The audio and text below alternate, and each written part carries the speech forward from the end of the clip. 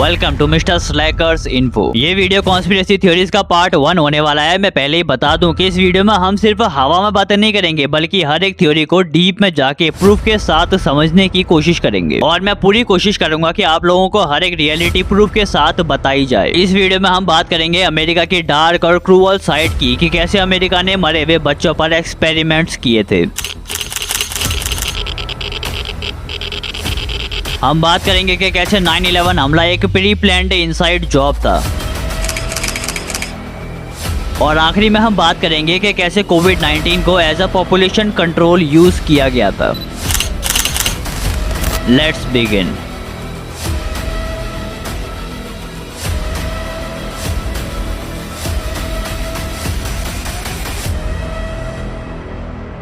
Okay, so पहली conspiracy theory है about the dead baby project. किसी भी इन्वेंशन को सक्सेसफुल बनाने के लिए एक्सपेरिमेंट्स करना बहुत जरूरी होता है। और 1953 के समय अमेरिका बहुत ही एग्रेसिवली न्यूक्लियर बॉम्ब्स को टेस्ट कर रहा था। यूएसए नई नई रेडियो एक्टिव एलिमेंट्स के पोटेंशियल को आजमाना चाहता था। इसीलिए 1953 में यूएस एटॉमिक एनर्जी कमीशन एक प्लान के साथ आई, जिसमें वैज्ञानिकों ने स्ट्रोनेटियम के एक आइसोटोप स्ट्रोनेटियम 90 में रेडियो एक्टिविटी को एक्सपीरियंस किया। और इन लोगों ने एक प्रोजेक्ट को लॉन्च किया जिसका नाम था प्रोजेक्ट सनशाइन।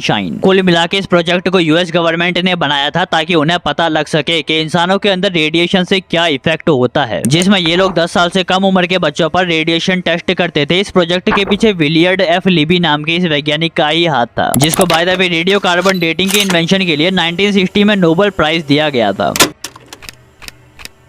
मगर यही वो वैज्ञानिक है जिसने 1500 से ज्यादा बच्चों की बॉडीज पे रेडिएशन फॉलआउट एक्सपेरिमेंट किया था। मतलब जितने भी बच्चे मर जाते थे उनके ऊपर ये एक्सपेरिमेंट्स किया करता था। मगर यूएसए इस एक्सपेरिमेंट को आज तक दुनिया से छुपा रहा है। ऐसा समझ लो कि यूएसए अपने इस घिनौने सच को दुनिया के सामने नहीं आने देना चाहता। और मैं ये दावे के साथ कह सकता हूँ कि आपने ऐसे एक्सपेरिमेंट के बारे में पहली बार सुना होगा। मगर आप सभी रशियन स्लीप एक्सपेरिमेंट के बारे में जरूर जानते होंगे, क्योंकि उस न्यूज को यूएसए ने दबाने के बजाय और उछाला था।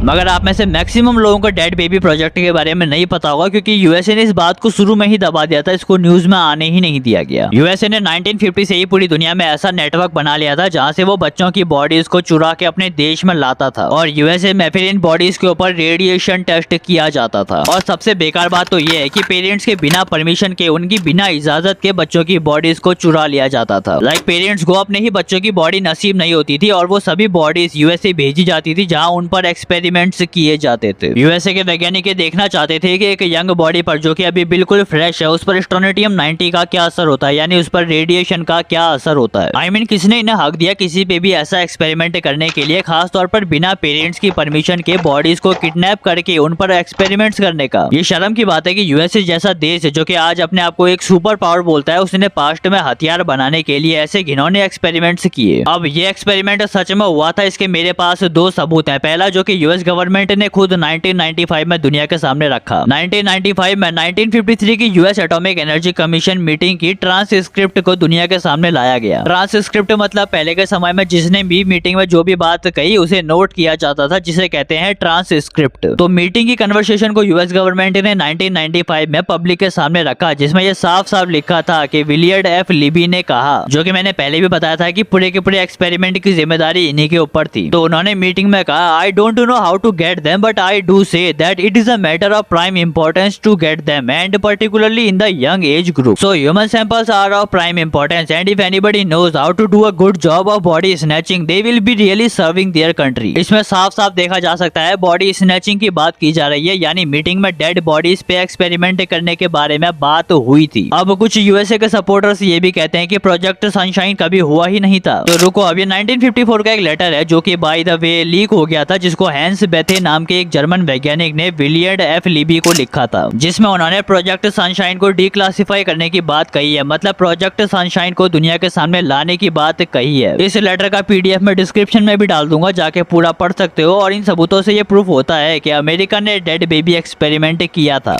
अगली कॉन्स्पिरेसी थ्योरी है that 9/11 attack was an inside job, यानी 9/11 का जो हमला अमेरिका पे हुआ था वो अमेरिका ने खुद ही करवाया था। वैसे मैं इस थ्योरी से बिल्कुल भी शॉक नहीं हूँ ये सोच के कि कोई भी देश अपने ऊपर क्यों हमला कराएगा, क्योंकि ऐसे हमले पुतिन से लेके बहुत से देशों ने अपने फायदे के लिए खुद पर करा रखे हैं। याद दिलाऊं तो 1999 में पुतिन जब रशिया के पीएम थे उन्होंने मॉस्को में 10 से ज्यादा बॉम्ब ब्लास्ट करवाए थे और इल्जाम चेचन्या पे डाल दिया। चेचन्या एक ऐसा स्टेट था जो कि उस समय रशिया से अलग होना चाहता था, इसीलिए पुतिन ने इनका इलाज करने के लिए खुद ही मॉस्को में 10 से ज्यादा बॉम्ब ब्लास्ट करवाए और उस सब का इल्जाम डाल दिया चेचन्या पे। जिसके बाद पुतिन ने चेचन्या पे मिलिट्री ऑपरेशन करवाया जिससे पुतिन की इमेज नेशनल लेवल पे एक बेस्ट लीडर के रूप में बनी। अब अमेरिका के 9/11 हमले की बात करें तो पहला सवाल ये है कि 9/11 के हमले के बाद अमेरिका को इससे क्या फायदा हुआ होगा, ये सब थोड़ा देर में जानते हैं। सबसे पहले तो ये जानना जरूरी है कि 11 सितंबर यानी 9/11 को 4 प्लेन्स हाईजैक हुए थे। फ्लाइट 11 जो कि वर्ल्ड ट्रेड सेंटर के नॉर्थ टावर में क्रैश कराया गया, फ्लाइट 175 जिसे वर्ल्ड ट्रेड सेंटर के साउथ टावर में क्रैश कराया गया, फ्लाइट 77 जिसे डिपार्टमेंट ऑफ डिफेंस के हेडक्वार्टर द पेंटागन पे क्रैश कराया गया, और आखिरी में फ्लाइट 93 जिसको क्रैश करने का प्लान बताया जाता है व्हाइट हाउस था, मगर ये प्लेन एक खाली पैच यानी फील्ड में क्रैश हो गया। अब कॉन्स्पिरेसी थ्योरीज में बिलीव करने वाले लोगों का मेन सवाल है, पहला, गवर्नमेंट का कहना है कि बर्निंग जेट फ्यूल की वजह से पूरी बिल्डिंग गिर गई, मतलब जो टेम्परेचर जेट फ्यूल के जलने से बना उससे बिल्डिंग के पिलर्स पिघल गए और बिल्डिंग डिसबैलेंस होके गिर गई। मगर स्टील का मेल्टिंग पॉइंट तो 1540 डिग्री सेल्सियस होता है और जेट फ्यूल 425 डिग्री से 816 डिग्री सेल्सियस के बीच की हीट ही प्रोड्यूस कर पाता है। तो जब बिल्डिंग के अंदर का मैक्सिमम तापमान सिर्फ 816 डिग्री सेल्सियस ही जा सकता था तो स्टील कैसे पिघल गया और बिल्डिंग कैसे गिर गई? तो ये लोग बोलते हैं बिल्डिंग के अंदर बॉम्ब्स को प्लांट किया गया था जिसको एग्जैक्ट उसी समय ब्लास्ट किया गया जब प्लेन क्रैश हुआ, जिसकी वजह से बिल्डिंग गिरी। दूसरा ये कहा जाता है कि प्रेसिडेंट जॉर्ज बुश को पहले और दूसरे हमले की जानकारी होते हुए भी वो करीब 7 मिनट तक एक स्कूल में बच्चों के साथ रिलैक्स होकर बैठे रहे, बच्चों और टीचर्स को अप्रिशिएट किया, जबकि इसी की जगह उनको तुरंत व्हाइट हाउस जाके कार्रवाई करनी चाहिए थी क्योंकि बात देश के ऊपर अटैक की थी। इतना कुछ होने के बावजूद भी प्रेसिडेंट का रिलैक्स रहना बहुत से सवाल खड़े करता है, जैसे कि कहीं प्रेसिडेंट भी तो इस हमले में शामिल नहीं थे, क्योंकि हमले के बाद भी बहुत से FBI और CIA के एजेंट्स को पब्लिक के सामने कुछ भी 9/11 हमले से रिलेटेड खुलासा करने के लिए मना किया जाता है, जो कि थोड़ा मुझे भी वियर्ड लगा। तीसरा, पेंटागन जो कि यूएस मिलिट्री का हेडक्वार्टर है उसमें हुए हमले का एक भी ऐसा फुटेज नहीं है जिसमें ये देखा जा सके कि प्लेन आकर क्रैश हुआ है, जबकि 100 से ज्यादा CCTV कैमरा पूरी बिल्डिंग में लगे हुए थे जिसे FBI ने सीज कर लिया और सिर्फ एक ही कैमरे से हुई रिकॉर्डिंग को दुनिया के सामने लाया गया जिसमें सिर्फ एक्सप्लोजन होता हुआ दिख रहा है, कोई एरोप्लेन नहीं दिखाई दे रहा। तो कुछ कॉन्स्पिरेसी थ्योरीज में बिलीव करने वाले लोगों का मानना है कि ये अटैक यूएसए ने मिसाइल की मदद से खुद पर किया था। चलो मान लेते हैं कि यूएसए ने खुद पर ही हमला करवाया, मगर क्यों? इस हमले से यूएसए को क्या फायदा हुआ? ऐसा हमला जिसमें यूएसए के 3000 से ज्यादा लोग मारे गए, उससे यूएसए को क्या फायदा हुआ होगा? तो ये माना जाता है कि यूएसए की नजर इराक के ऑयल फील्ड्स पर शुरू से ही थी, साथ ही वो एक मौका ढूंढ रहा था अफगानिस्तान को कब्जाने का। और 9/11 के हमले का जिम्मेदार यूएसए ने इराक से लेके अफगानिस्तान और सऊदी अरेबिया को ठहरा दिया। अब देखो, सऊदी अरेबिया को जिम्मेदार ठहराना ठीक भी था क्योंकि जो 19 हाईजैकर्स थे वो सभी सऊदी अरेबिया के थे और सऊदी अरेबिया सीक्रेटली अलकायदा को फंड भी करता आ रहा था और कहीं ना कहीं इस हमले के पीछे अलकायदा का ही हाथ था। तो सऊदी अरेबिया 9/11 हमले के पीछे जिम्मेदार था, ये कहना सही है, मगर इराक और अफगानिस्तान को भी अमेरिका ने क्यों लपेटे में ले लिया ये समझ नहीं आया। तो इसके पीछे रीजन था इराक के ऑयल फील्ड्स को कब्जाना और अफगानिस्तान को इन्वेड करना, और यूएसए एक ऐसा मौका ढूंढ रहा था जिसके बाद पब्लिक का यूएसए को सपोर्ट मिल जाए कि जिसने हमको मारा उसे भी मारा जाए, यानी बदला लिया जाए। और एग्जैक्टली इसी तरह से पब्लिक ने रिएक्ट किया और पब्लिक पूरी तरह फॉर्म में आ गई और यूएसए ने इराक को जिम्मेदार ठहरा के इराक के ऑयल फील्ड्स को कब्जा लिया। लगे तो अफगानिस्तान को भी लपेटना शुरू किया और कुछ ही समय बाद अफगानिस्तान में एक फुल मिलिट्री इन्वेजन देखने को मिला। तो मे बी इट्स पॉसिबल कि यही मकसद रहा होगा जिसकी वजह से 9/11 हमला खुद पर अमेरिका ने करवाया। आखिरी कॉन्स्पिरेसी थ्योरी है दैट कोविड-19 को as a population control use किया गया था। इस थ्योरी को वीडियो में लाने का कुछ खास मन नहीं था, बट लोगों को सच्चाई पता होनी जरूरी है। एक डॉक्यूमेंट्री आई थी 2020 में प्लेंडेमिक नाम करके, जिसमें डॉक्टर जूडी माइकोविट्स नाम की PhD होल्डर बहुत सारे क्लेम्स करती है इस बात पर कि कोविड-19 एक वेल प्लान्ड पेंडेमिक था। उसी में से एक क्लेम बहुत फेमस हुआ था कि कोविड-19 को लेकर WHO से लेके CDC सब झूठ बोल रहे हैं। ये सब इसीलिए कोरोना का डर लोगों के अंदर फैला रहे हैं ताकि वो अपनी वैक्सीन बेच के पैसा कमा सकें। और जूडी माइकोविट्स का मानना था कि ये जो डेथ्स हो रही हैं ये कोविड-19 से नहीं हो रही, बल्कि ये तो रेगुलर जो रोज डेथ्स होती हैं वही हैं। अब आज के समय आप में से सबको पता है ये एकदम बकवास थ्योरी है, मगर ये थ्योरी बहुत वायरल हुई थी। अब देखो, इस क्लेम को लेके कोई भी एविडेंस नहीं प्रोवाइड किया गया और हम सबको पता है कि कोविड-19 से कितने लोगों ने अपनी जान गंवाई तो ये कहना ठीक नहीं होगा कि कोविड-19 सिर्फ एक भ्रम था जिसे गवर्नमेंट ने सिर्फ पैसा कमाने के लिए बनाया। दूसरा, बहुत से लोगों का मानना है कि बिल गेट्स और यूएसए ने मिलकर कोविड-19 को एक मौका बनाया लोगों के अंदर वैक्सीन के साथ फर्टिलिटी ब्लॉकिंग के इंजेक्शंस को इंजेक्ट करने के लिए। फर्टिलिटी ब्लॉकिंग मतलब इसके बाद लोगों के अंदर बच्चा पैदा करने की क्षमता थोड़ी कम हो जाए और पॉपुलेशन कंट्रोल में आए। साथ ही कोविड-19 को जानबूझ के गवर्नमेंट ने हल्के में लिया ताकि ज्यादा से ज्यादा लोगों को कोरोना हो और पॉपुलेशन कम हो। फिर से ये बिना किसी एविडेंस के एकदम सेंसलेस आर्गुमेंट है, कोई ऐसा सबूत नहीं है जो ये प्रूव कर सके। तो कॉन्स्पिरेसी थ्योरीज को वहीं तक सच मानना चाहिए जब तक कुछ सेंस बनाने वाला एविडेंस या आर्गुमेंट हो। बाकी आज के लिए सिर्फ इतना ही, मिलेंगे आप सभी से अगली वीडियो में कुछ नया लेकर। Thanks for watching.